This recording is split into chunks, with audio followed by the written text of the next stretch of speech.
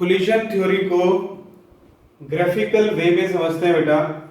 दो ग्राफ मैंने आपके सामने ड्रॉ किए हैं, वन बाय वन इनको स्टडी करेंगे। पहले ग्राफ वन पे आते हैं। मेरे पास एक रिएक्शन है जिसमें रिएक्टेंट क्या है, A2 and B2, they will form product AB। Reactant A2 B2 and formation of product AB। If you plot a graph, अगर हम ग्राफ बनाते हैं एनर्जी के और प्रोग्रेस ऑफ रिएक्शन के बीच में, energy and progress of reaction, तो what will we observe कि जब रिएक्शन हो रही है, प्रोग्रेस हो रही है रिएक्शन की, तो रिएक्टेंट की अपनी एक एनर्जी है। उस एनर्जी को हम क्या लिखेंगे, ER, रिएक्टेंट एनर्जी ER, ये लेवल है उसका।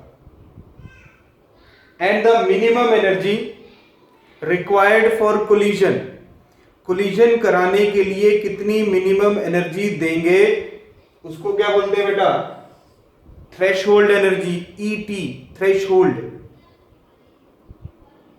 ER reactant energy, threshold energy. जैसे ही हम रिएक्टेंट को सप्लाई करेंगे एनर्जी और वो थ्रेशोल्ड एनर्जी बैरियर क्रॉस करेगा, कोलिजन होगा, कोलिजन के बाद प्रोडक्ट बनना शुरू हो जाएगा। यहां पे आके प्रोडक्ट बन गया। यहां पे जो एनर्जी है, this is energy of product, EP, product की एनर्जी, रिएक्टेंट की एनर्जी, और ये थ्रेशोल्ड एनर्जी। तो रिएक्शन कराने के लिए, प्रोग्रेस के लिए रिएक्टेंट को एक एनर्जी सप्लाई की जिससे उसने थ्रेशोल्ड बैरियर क्रॉस किया और प्रोडक्ट बना दिया। ठीक है बेटा। अब रिएक्टेंट की एनर्जी इतनी थी, थ्रेशोल्ड इतनी है, तो रिएक्टेंट को यहां से यहां तक एनर्जी सप्लाई करनी है। तो रिएक्टेंट को कोलिजन कराने के लिए, मतलब थ्रेशोल्ड एनर्जी बैरियर क्रॉस कराने के लिए हम जो एनर्जी सप्लाई करते हैं, उस एनर्जी को हम बोलते हैं EA। EA क्या होता है, activation energy. What is EA, activation energy. Arrhenius equation में लिखा आपने एक्टिवेशन एनर्जी, तो उस एक्टिवेशन एनर्जी का क्या मतलब है कि रिएक्टेंट को थ्रेशोल्ड बैरियर क्रॉस कराना है, तो कितना एनर्जी देके उसको उठाना पड़ेगा, दैट इज एक्टिवेशन एनर्जी। और कॉमन लैंग्वेज में समझाएं, the energy required to activate the complex, complex को एक्टिवेट करने के लिए कितनी एनर्जी देनी पड़ेगी, एक्टिवेशन एनर्जी। अब ऑब्जर्व करो बेटा, यहां पे एनर्जी प्रोडक्ट की, जिसको हम HP लिख सकते हैं, एंथैल्पी, ये एंथैल्पी रिएक्टेंट की। अगर ग्राफ से ऑब्जर्व करोगे तो रिएक्टेंट की एंथैल्पी ज्यादा है प्रोडक्ट की एंथैल्पी से। तो डेल्टा H क्या होता है बेटा, HP minus HR, enthalpy of product minus enthalpy of reactant. अगर रिएक्टेंट की एंथैल्पी ज्यादा है तो ओवरऑल आंसर किस में आएगा, नेगेटिव में। डेल्टा H नेगेटिव हुआ तो रिएक्शन क्या हुई, एक्सोथर्मिक। मतलब डेल्टा H नेगेटिव होगा कब, जब रिएक्टेंट की एनर्जी प्रोडक्ट की एनर्जी से ज्यादा हो। ठीक है बेटा, ये फॉरवर्ड रिएक्शन के लिए लिख लिया हमने, activation energy for forward reaction. अब अगर मेरे को वापस आना है बैकवर्ड, तो बैकवर्ड के लिए रिएक्टेंट हो गया ये, अब थ्रेशोल्ड एनर्जी बैरियर ये है, तो वापस आना है तो ये बैरियर क्रॉस करके जाना पड़ेगा। यहां से यहां तक जो एनर्जी सप्लाई कर रहे हैं हम, it is again activation energy but for backward reaction. ये एक्टिवेशन एनर्जी फॉरवर्ड की, ये एक्टिवेशन एनर्जी बैकवर्ड की। तो ग्राफ से क्या क्लियर हो रहा है मेरे को कि एक्टिवेशन एनर्जी बैकवर्ड की ज्यादा है एक्टिवेशन एनर्जी फॉरवर्ड से। कौन सी रिएक्शन के लिए, एक्सोथर्मिक रिएक्शन के लिए। एक्सोथर्मिक रिएक्शन में activation energy for backward reaction is always greater than activation energy for forward reaction. Important concept है बेटा, एग्जाम में आता है, कंपटीशन में आते हैं ये वाले ग्राफ। क्लियर है? दूसरे ग्राफ पे आते हैं। ये ग्राफ हमने प्लॉट किया है ER reactant energy, EP energy of product, ये रिएक्शन हुई प्रोग्रेस। रिएक्टेंट को थ्रेशोल्ड क्रॉस कराने के लिए, रिएक्टेंट एनर्जी को थ्रेशोल्ड बैरियर क्रॉस कराने के लिए कितनी एनर्जी सप्लाई करेंगे? It is called activation energy. अब ग्राफ में ऑब्जर्व करो बेटा, enthalpy of product, enthalpy of reactant. तो प्रोडक्ट की एनर्जी रिएक्टेंट से ज्यादा है, प्रोडक्ट की एनर्जी रिएक्टेंट से ज्यादा है, तो डेल्टा H क्या हो जाएगा बेटा?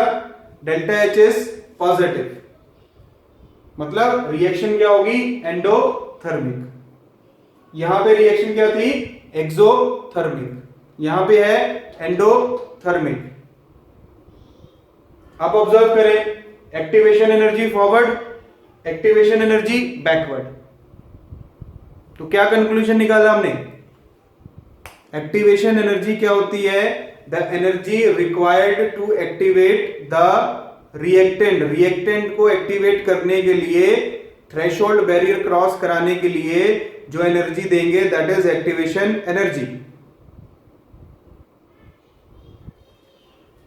एक्सोथर्मिक रिएक्शन में बैकवर्ड की एक्टिवेशन एनर्जी हमेशा ज्यादा होगी फॉरवर्ड से।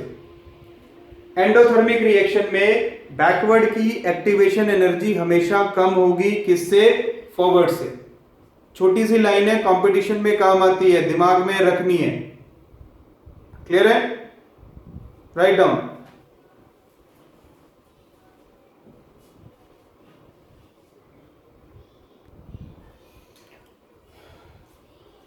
ग्राफिकली आपको बताया बेटा, activation energy, the energy required to cross the threshold energy barrier, it is called activation energy. Particular definition क्या है? Activation energy, the excess energy supplied to reactant so that they can cause chemical reaction। Collision कराने के लिए, product बनाने के लिए reactant को कितनी एनर्जी देनी पड़ेगी? It is called activation energy. Activation energy में मेन पॉइंट याद रखना है कि जितनी कम एक्टिवेशन एनर्जी होगी, lower the activation energy, faster is the reaction.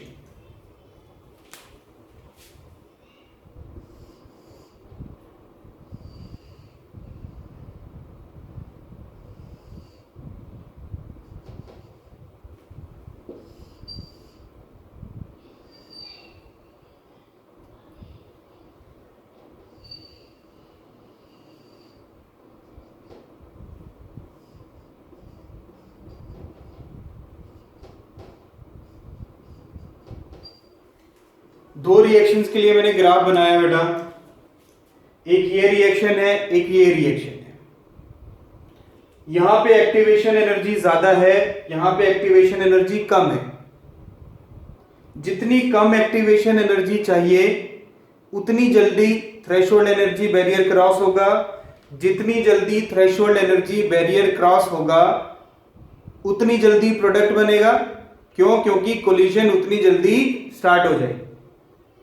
तो जितना कम होगा एक्टिवेशन एनर्जी उतनी रिएक्शन फास्ट होगी, जितना गैप ज्यादा होगा उतनी रिएक्शन स्लो हो जाएगी। क्लियर है? How activation energy decide the rate of reaction? Higher the activation energy, slower will be the reaction, smaller the activation energy, faster will be the reaction. समझ आई बात बेटा? ग्राफ से क्लियर कराया मैंने आपको। Formula for activation energy, activation energy is the difference between threshold energy minus energy of reactant. Activation energy reactant की energy और थ्रेशोल्ड एनर्जी बैरियर का जो डिफरेंस है that is called activation energy. Clear है बेटा? Write down.